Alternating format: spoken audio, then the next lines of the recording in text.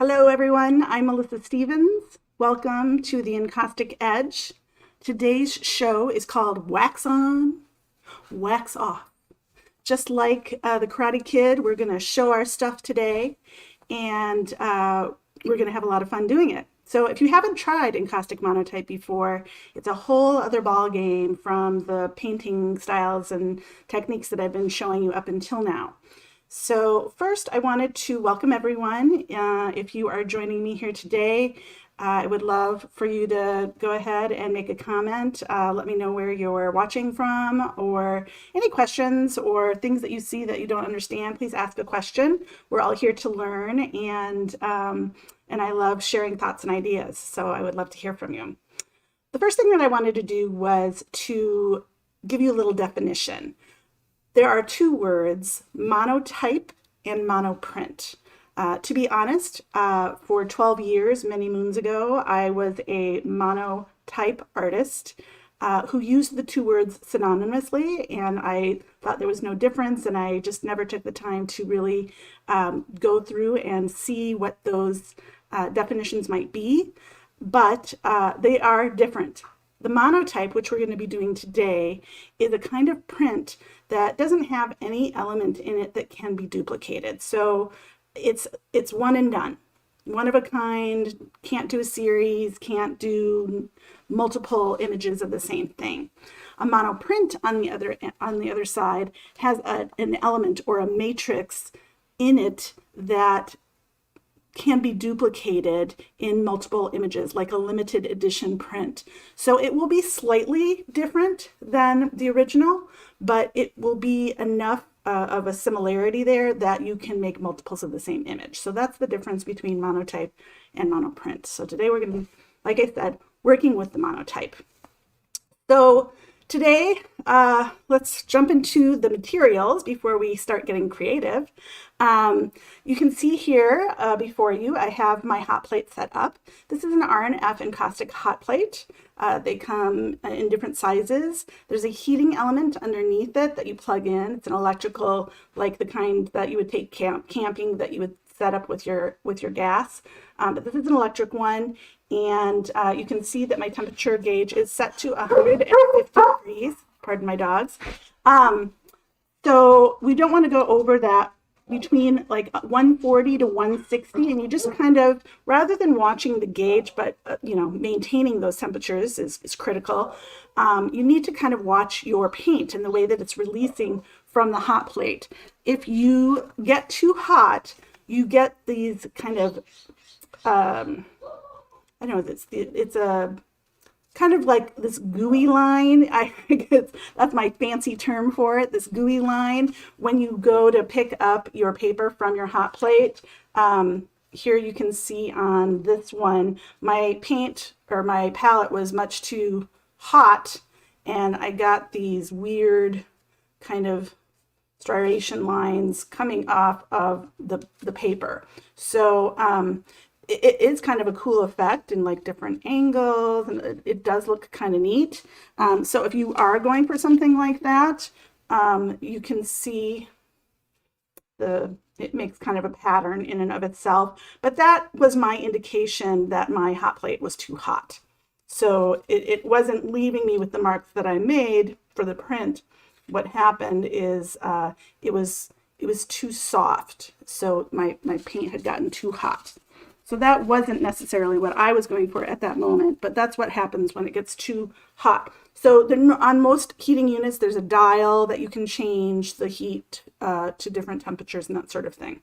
Other options besides the R&F hot plate, the polyroland hot box is an option that is heated with light bulbs underneath anodized aluminum plate. There's also a plate that you can get. I thought I had it here. Here it is.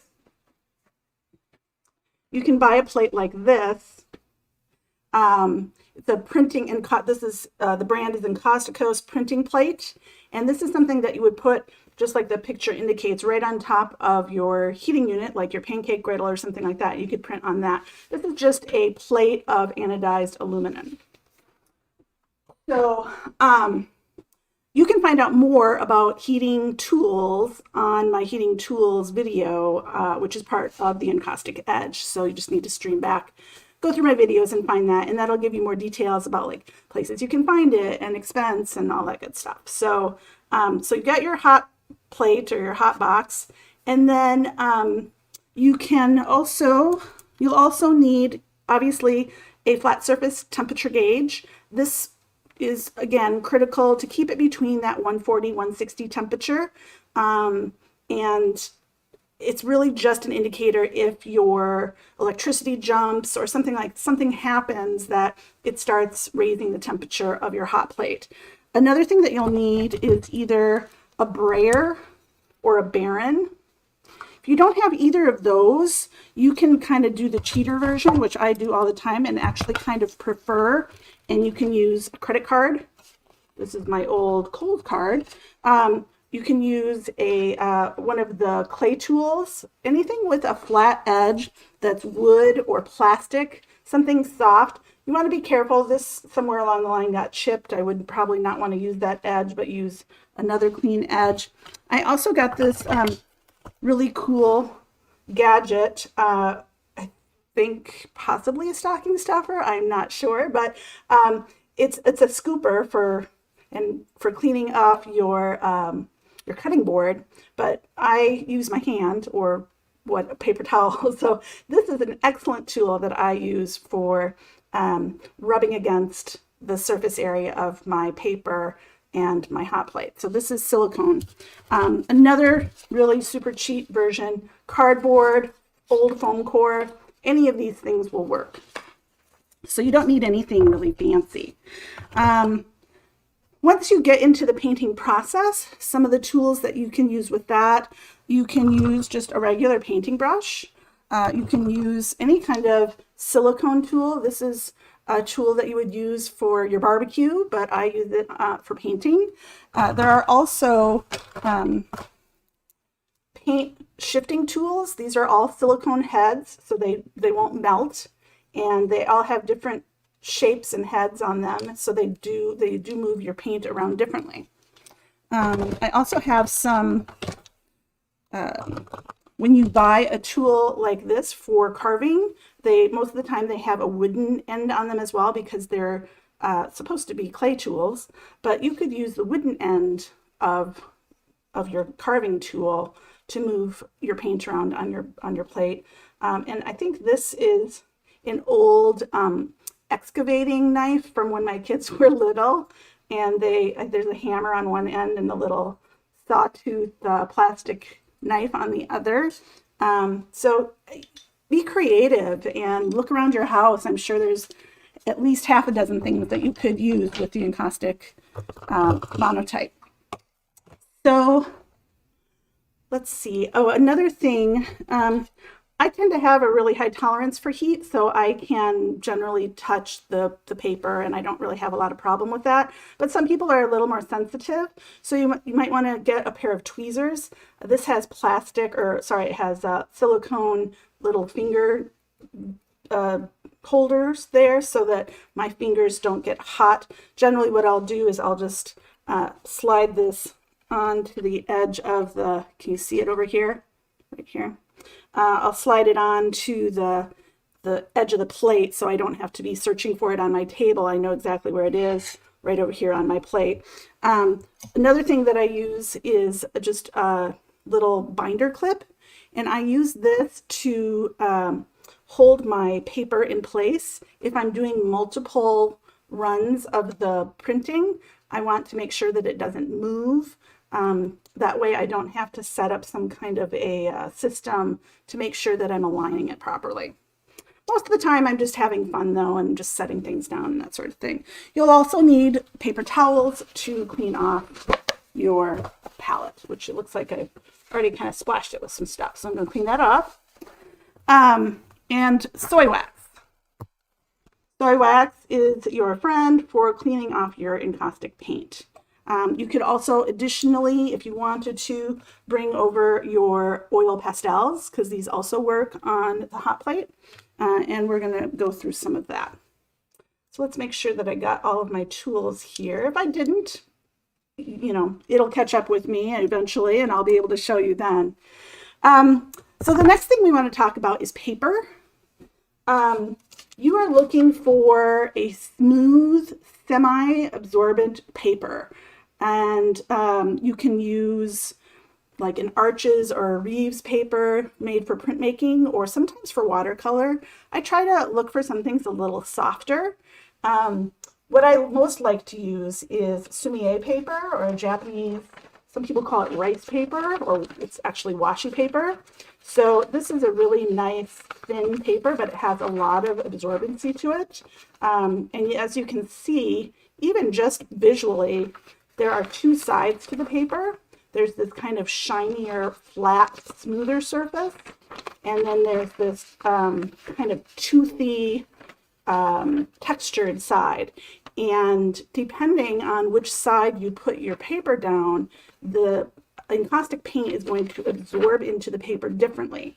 I've read that if you use the smoother side and you have more details on your plate, it'll pick it up a lot more clearly than if you use the toothier side.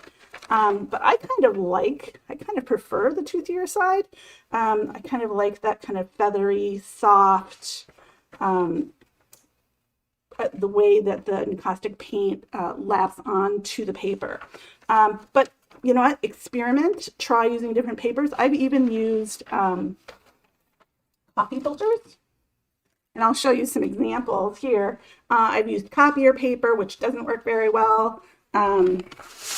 This is an example of copier paper, and it just kind of all melded together, and I had a really hard time doing multiple layers. Once it had kind of taken in that first layer of encaustic paint, it really didn't want to do any more layering. It's not a super absorbent kind of paper. So that didn't really work out the way that I wanted it to. But you can also use colored paper. This is an example of encaustic monotype on, I don't even know what kind of paper this is, but it's some kind of a really soft, maybe it's a pastel paper or something like that. So here you can see an example of some of the pattern that was put into the plate, the pattern that I made on the plate, and that was all absorbed by the paper. And you can see, even in this really thick paper, this is much, much thicker than the washi paper or the sumi-e paper that I'm going to be using. Even then, it soaks up so much, it's going all the way to the back side of the paper. So, so the thing about the thicker paper and the thinner paper, with the sumi-e paper, generally when you're printing, you'll get a print on both sides, and you can kind of decide which side you like better and which side you'd like to hang on your wall or create more artwork with or whatever. So this, obviously, I wouldn't pick this side over this side. But who knows? You never know. So this is another example of, this is not a very absorbent paper. This is actually a page from a book. So you can see that the wax did absorb into the paper of the book page, but this has a lot of other things that were added to it. I went in there later and carved through some of the thicker layers to create more texture, and there's some printmaking in there as well. So here's an example of using that coffee filter, and I was kind of, in a way, using it as my cleanup as well. So it's interesting. I could possibly use it, embed it in a piece, and create some interesting layers. I could also continue. There's still a lot of blank paper space, so I might just keep this one out and use it a little bit today and see what we can get. Experimenting is the way to go. You may have seen this piece on, if you're visiting me on Instagram or Facebook. This was I was so excited about the way that this piece turned out. It's got all that beautiful, luscious gold encaustic paint on there, and it almost looks like a piece of fabric. And because it's so soft, that sumi-e paper is just so soft. And I think it's just as beautiful on the back side as it is on the front. But of course, who can resist the gold? So that one's really fun. Just a few more. So just different patterns and Again, I just love the magic of being able to flip it over. So just for an example, talking about the toothy and the smooth side, for this one, this is the toothier surface, and this is the smooth surface. And in this case, you can see that the lines are much more distinct in this painting, in this side, than they are on this one. This one's much softer. So those are all kind of looser, open patterns. You can also do patterns that are much more solid and opaque. So this design, I'm trying to get my mirror image here right. I'll never learn this, I swear. But this is also on the Sumier paper. This is done also, this is the smooth side of the paper, and in this case the detail didn't pick up, and on this side you get a lot more of those metallics and those really luscious layers. So I have a question. You missed the paper type. So the paper type is any kind of semi-absorbent paper. You can use an Arches or a Reeves printing paper. I tend to go for ones that are a little softer. Sometimes you get a printing paper that's just really kind of hard and coarse. You want something that's really going to suck up that encaustic paint. Sumier paper or Japanese washi paper, all of these will work really well. And I encourage you to explore and find out, like some of the examples that I showed. I used a page from a book. I used copier paper. So there's all different kinds of paper out there, and you can definitely explore with that. It's a very forgiving medium. And so you can change it up a lot. So I have a couple more examples here, but we're going to just go ahead and jump into the getting creative part that we all love to do. So, getting messy. So one thing to note, if you do not like getting your hands dirty, you might opt to wear gloves. Although this isn't like a super messy process, you do tend to touch a lot down here. And if, getting encaustic paint and wax that's, on your hands, if that bothers you a lot, definitely put on a pair of gloves. So, okay. I think the one piece of material that I forgot to mention is having some newsprint nearby. Newsprint or wax paper, either will work, or a combination of both. When you lay your paper down, sometimes just setting it there and peeling it back and you get a beautiful print. Sometimes you need to add a little pressure, in which case you would want to put a layer, a barrier between your whatever you were using to smooth out the surface, whether it was, my little silicone tool or a Baron or a brayer. You would want to have that in between the print and your tool so that your tool doesn't get the encaustic paint on it. All right, let's get painting. I'm so excited. So super cool. Okay, so let's talk about paint for a minute. So you can either use paint that you've made. When I make mine, they're in like puck form. And so you could definitely use your own paint. This is R&F encaustic paint. It comes in, this is a 140 milliliter size. It also comes in these smaller squares. I think that's 40 milliliters. And then you can also use Encausticos hot sticks, because they come in these little small rectangular, almost pencil shapes. So here's an example of some of my paint that I've made. This was formed out of a mini bread pan. So I also have some Miles Conrad. He makes his in like serious hockey puck size. And then of course I've got the Big Mama huge titanium white. So these are all R&F encaustic. Metallics work as well as the solid colors. You can use more translucent colors. You can use more opaque colors. It'll take it all. So those are the paints. So I'm going to go ahead and just start kind of warming up. Sometimes what I'll do is I will just start with a squiggly line or making shapes or whatever, And this is another thing that I encourage you to do. Don't get all serious about it when you're first kind of leaping into it. I want you to like experiment and explore and just see what happens when you start to paint. So the paint is going to melt the minute it touches my hot plate. And I'm going to come up with some really beautiful color right off the bat. You will notice my hot plate unfortunately got a little damaged somewhere along the line, and there's a dent somewhere up here. You'll see when I go over it with color that it doesn't take. I think it's right there. So if you have any dents in your plate, just go over it a couple of times and it will absorb that color. So I'm just going to go ahead and do some lines. And then I'm going to show you the magic of this. So sometimes when you're doing some sort of a monotype, you go in with a color, you print, and then you take it off, and then you do your next color. If you're looking to put that color over the top of another one. The magic of encaustic monotype is that when I go in with another color, it will completely cover the top of that color that I just laid down. There's a little bit of blending on those harder edges. There's a little bit of buildup where the orange and the red meet, but most likely when I put the paper over the top, it will just flatten out or blend on its own. A lot of times you'll see that in a monotype as well. So I'm going to go ahead and just continue my lines here. Just have fun and explore what can happen.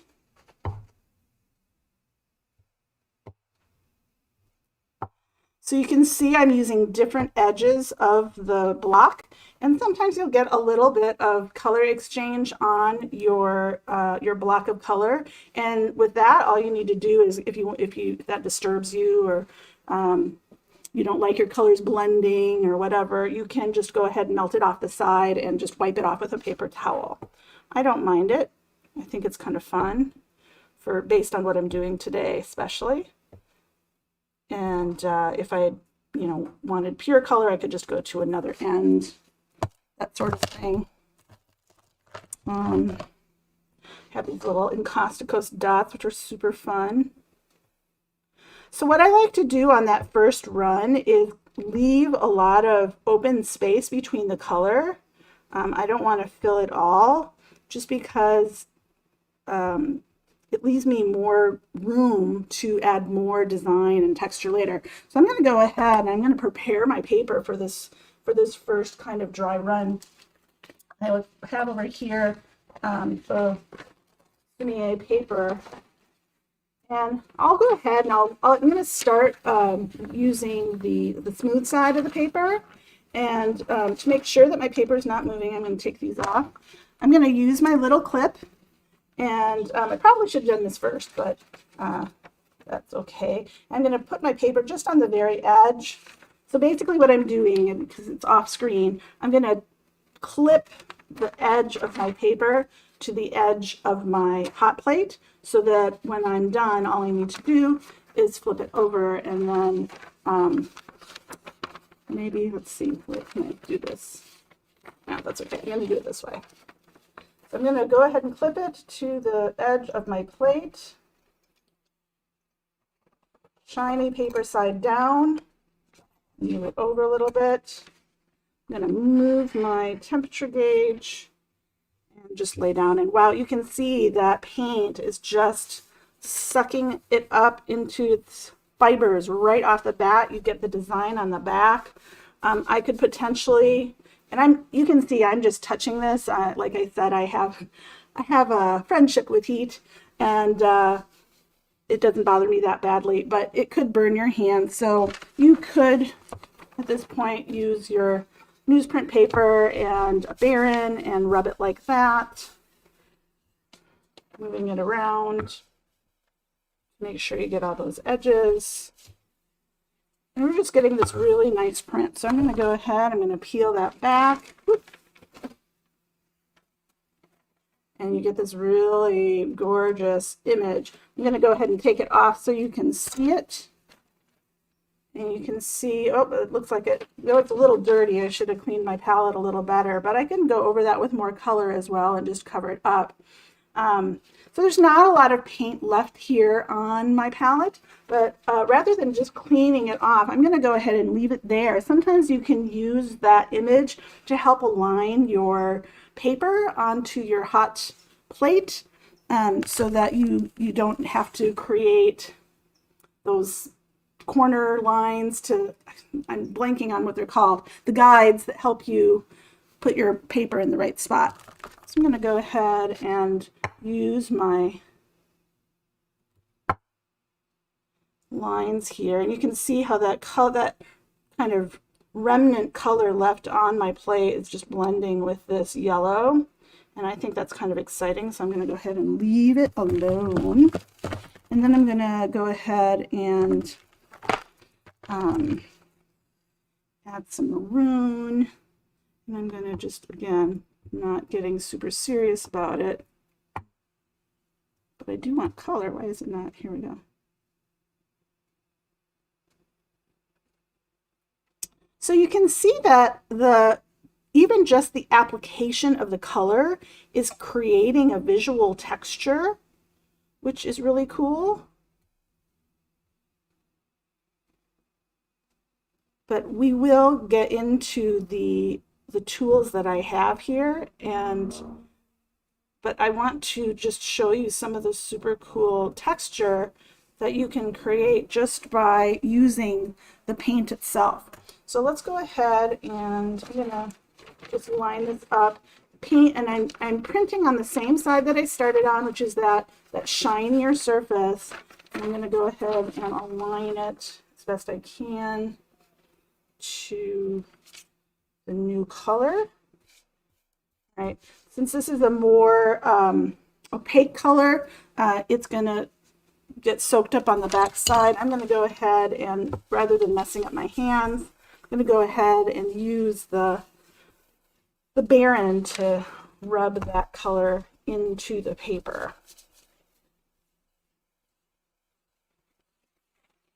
Always just kind of double checking my my flat surface temperature gauge. It's going to be a little cooler out on the edges because most of the heat is in the middle of the hot plate. But I just want to make sure that it's maintaining that heat and not jumping up several degrees. So I'm going to go ahead and take that off, and there you can see those really cool lines of texture that were created just by adding that color to the yellow. And on the back side, it's a softer version of that. So still just working at both sides, and in the end you can just decide which side you like better. I'm going to go ahead and wipe this off. Well, you know what? I'll do one more pass. One more pass. Let's see. I'm going to go with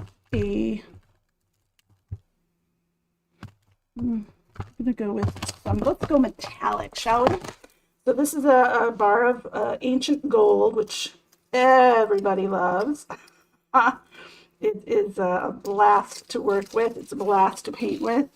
And it's so strange because when I paint regularly, using paintbrushes and my torches, I generally don't use a lot of metallic, but there's something about this process that I can't get enough of. So I'm going to go ahead and I'm going to try and create a pattern with the gold of visual texture. So isn't that fun? So you can get in here and create texture as well. I'm gonna kind of focus that on the next one. We're going to be working with some of the silicone tools, and I can show you some of the texture that you can build out. I'm going to go ahead and I'm going to just switch it up a little bit, and well, I don't know, we're getting those really great lines. I'll stick with the smooth side. Go ahead and pop that on there. Again, you're going to see those lines come up very, very subtly on this back side. getting too much wax on my hands, but I'll do this. I'm not applying too much pressure with the Baron, just kind of light weight. You don't have to, you know, grind it into the paper. It will come in. So these lines are coming in really, really subtly, those gold lines. Let's see what it looks like on the other side. So again, you can see those lines. I'm trying to give it some light so you can see some of that sheen. It's very subtle, but it's definitely there. I especially love it through here. Let's see if I can give it. See that shine? Oh, that's so pretty. So interesting. Now, let's go ahead and move on down the road here. I'm going to go ahead and clean my palette. And first what I'm going to do is I'm going to take a paper towel and just wipe that excess off. Or I could potentially use my coffee filter and wipe off some of that excess paint and get it on here. So look, it's picking up the gold metallic. It's also leaving behind the paint that's on the coffee filter. And look, I got it all over my hand. Whoops, oh well. That obviously is not a problem for me. So I'm going to go ahead and I'm going to wipe off this excess paint. I'm going to use my, my soy wax as well to give it a really nice clean surface area. And just run it over the top and it melts almost immediately, and you're going to get the kind of messy layer of the soy wax picking up that color off your plate. And then just keep flipping your paper towel from the dirty to the clean portion. And I may even want to start a new paper towel. So now I'm going to work on some creating some cool texture using some of the tools that I walked you through. So let's go ahead and see, I even, just with that clean one, got some more. So let's get some of our silicone tools out. And I also have a couple other texture tools here. I have a piece of, this is like drywall tape. This is a notched spreader. I guess it's for plaster. The edges of this are kind of sharp, so I'm going to work with it very delicately across my aluminum surface area because I do not want to scratch it. That would be bad. Any dings or scratches, they're pretty permanent, and then that will become part of your next print. I have a comb. I think this was one that I got on an airplane many years ago when we actually traveled. This just has really nice tines on it. I can run that across. I have just a tongue depressor, really nice. You can drag that across. And any of the plastic tools that you would use to create texture with any of your paintings. So any of these would work, okay? You can also use the cardboard, like I said, or the foam core. And then I just saved this from my onions that I bought. It has a really cool texture to it. I thought I would just kind of quickly throw that off and on. This is plastic. I don't want it to melt and create a big mess. And I definitely don't want it to burn. But I just thought quickly I could possibly use it almost like, you know, dabbing a sponge or something like that. So let's go ahead and lay down some color. This is a cobalt blue. There's my ding-a-ding-ding that is now part of every print that I do now has that dinger.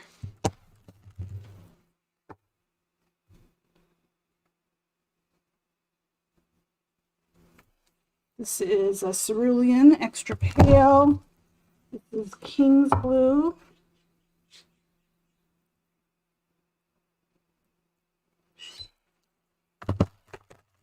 This is mystery color number 9. I'm just kidding. I don't know what number it is or what color it is. I took the label off. So if I'm looking for a little bit more paint to appear on there, I'm just giving it a few more extra runs across the surface area.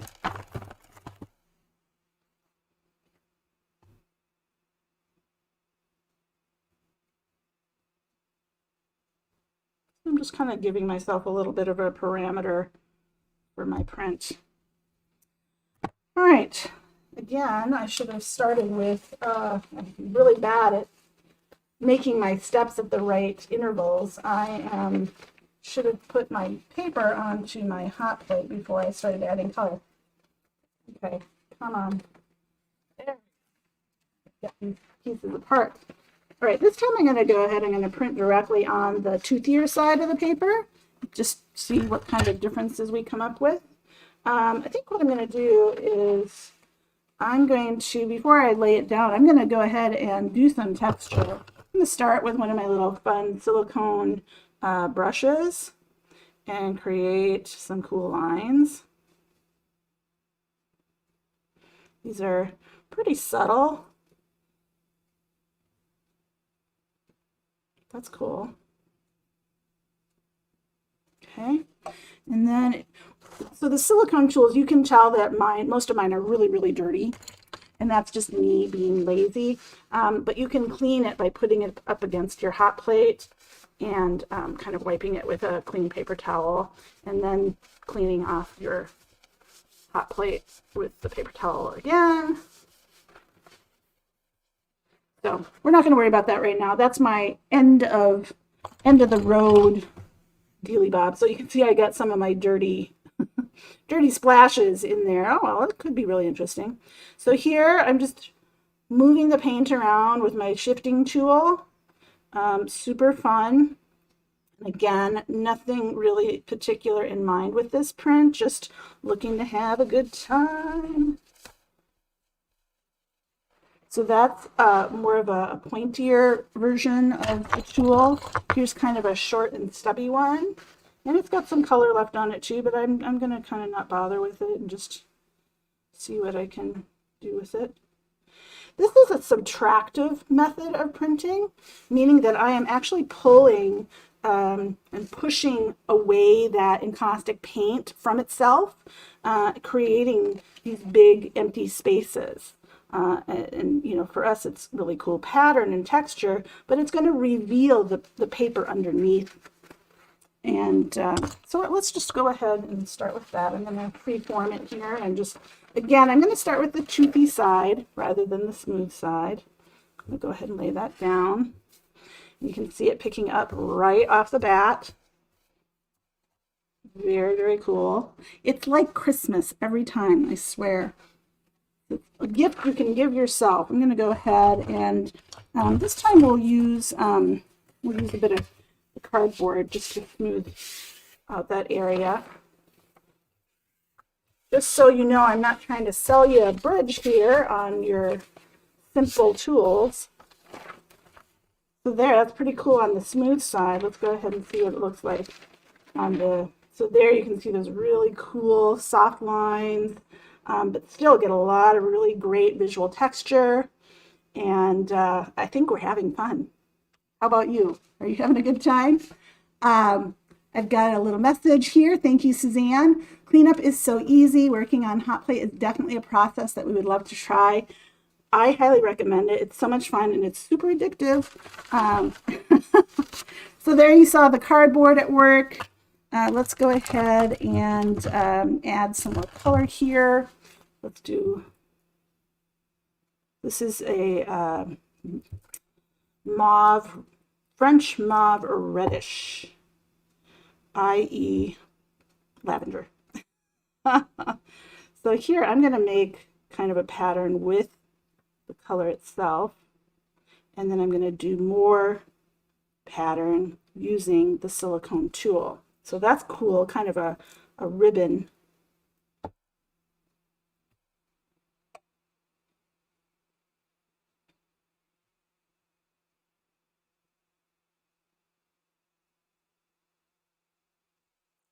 Oops, I guess I shouldn't finish there. I'll finish there. There we go. So that's kind of a cool ribbon pattern. And then let's go ahead and let's use a paintbrush. This is just a fan brush, and can make some really cool lines in there with your paintbrush. I am not a painter like traditionally, so I am truly experimenting here, not really knowing what my results will be. Kind of like that. Let's do, kind of ruining those lines that I initially put up there with the ribboning, but I'm liking what I'm getting here. Let's go ahead and use this. This is a rubber tool. Ooh, do some, what is that called? Chattanooga, Cheyenne, I forget. Again, not my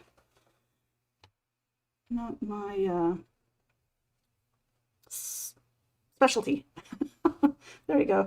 So there's some interesting pattern. And you can see that because of the heat and the encaustic paint, just the nature of the beast, the longer that sat there, those lines kind of disappeared because the encaustic paint is heated and melting, and so it's moving, basically, just like you would see when you were painting and you're fusing. So again, I'm putting the toothier side down first.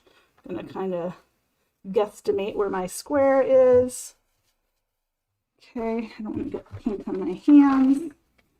All right, again, I'm going to use the cardboard as a brayer or as a baron. You can see I'm wiping in one direction. You can wipe in multiple directions. Doesn't matter. So this is really interesting in here. I'm really digging the way those soft lines are picking up in between the paint patterns there. See those? And here is the opposite side. So much fun. All right, let's go ahead and I'm going to go ahead and add some oil pastel. And I'm going to go ahead and just leave the paint here behind. And I'm going to go ahead and kind of follow some of those lines that I originally created as a subtractive method and fill them up with a little bit of color from the oil pastel. And you will see that when we do the printing process with the oil pastel on the hot plate, the paper is going to pick it up in a really different way. In which case I should note that you will need to add kind of additional pressure when you were trying to push that oil pastel into the paper.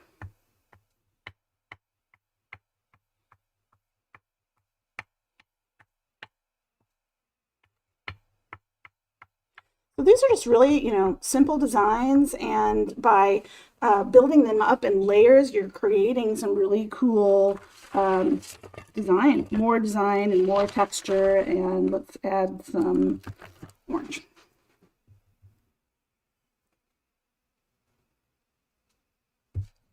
And another orange.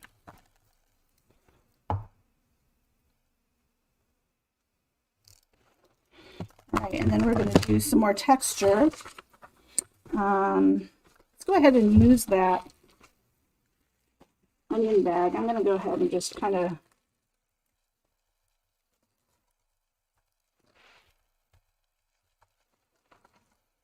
and this would kind of be one of those things where you use it once and probably not use it again, because there's really no way to clean this properly, because you would need to use heat and more heat.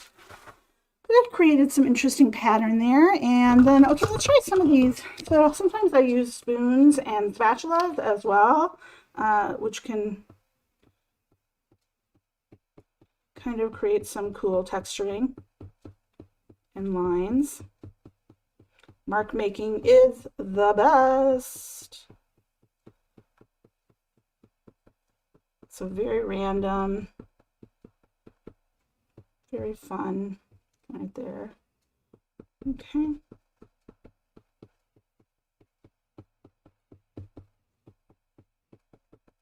All right, So let's go ahead and line this baby up again. Again, toothy side down. I'm actually going to flip this. I've got that dark blue at the top. I want that orange to show off.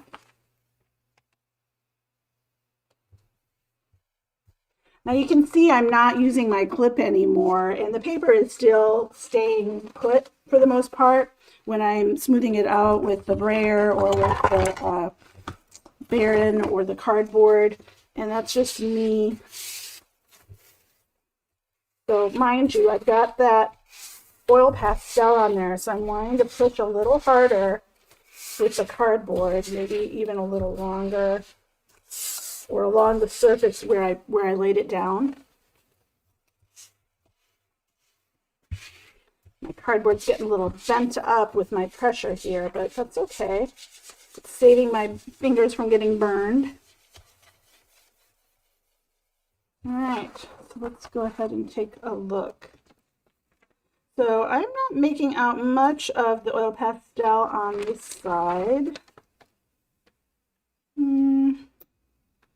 Nope, and even the darker orange here on the bottom, I probably could have added more paint to. But I'm really not seeing the oil pastel. So maybe it's just the colors, or maybe there's just not enough there. I guess, oh, pardon me, this is the oil pastel, this dark blue squiggle. I'm not recognizing my own mark making.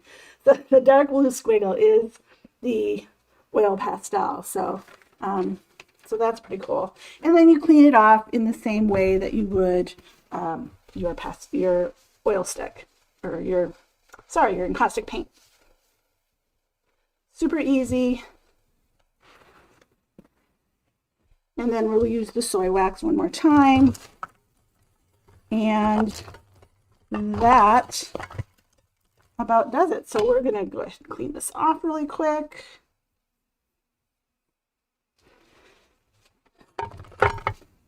So in an upcoming, I believe it's a Fab 15, I'm going to be using the encaustic monotype. Oops. And I'm going to experiment using rubber stamps, rubber and wood stamps. So I've done it only on the paintings themselves. So this will be really fun. So I hope you can tune in there as well. And just a quick reminder, where's my little, here we go. I've got my new little